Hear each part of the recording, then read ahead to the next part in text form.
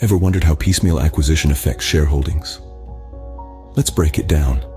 Piecemeal acquisition is a strategic approach where an investor chooses to acquire shares of a target company over a span of time, rather than all at once.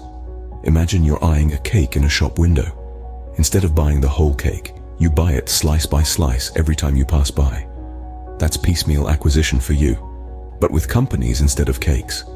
The primary purpose of this strategy is to avoid paying a premium for a controlling interest. In other words, it's a way to gain control of a company without having to shell out a large sum of money all at once.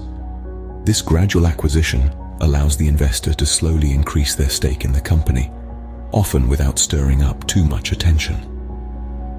So, piecemeal acquisition is all about gaining control gradually, without the need for a huge investment up front. Now, how does this piecemeal acquisition affect shareholdings, you may wonder? Well, it's quite intriguing. Imagine a chess game. As the investor, you're capturing pawns, each representing a share of the company.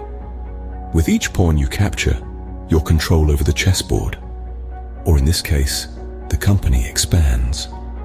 This strategy is akin to a gradual crescendo, with each acquisition amplifying your voice in the company's operations. Your voting power increases, giving you a louder say in the direction the company takes. But it's not just about power. This evolving dynamic also alters the relationship between you, the investor, and the investee.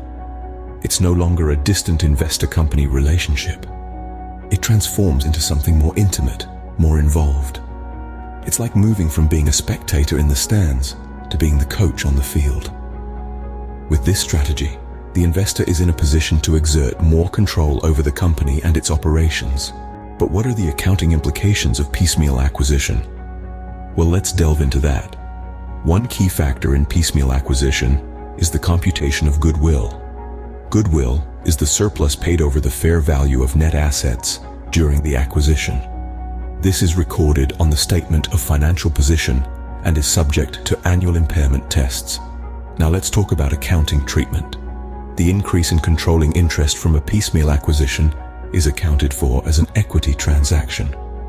This means that the carrying amounts of the controlling and non-controlling interests are adjusted to reflect the changes, and any difference between the price paid and the carrying amount is recorded in equity. Finally, the effects of piecemeal acquisition and the increase in controlling interest during the year are reflected in the consolidated financial statements. These changes are recorded in the Consolidated Statement of Changes in Equity and the Consolidated Statement of Profit or Loss, among others. Understanding these accounting treatments is crucial to accurately reflect the financial position of an entity undergoing piecemeal acquisition. Let's quickly recap the key points we've discussed.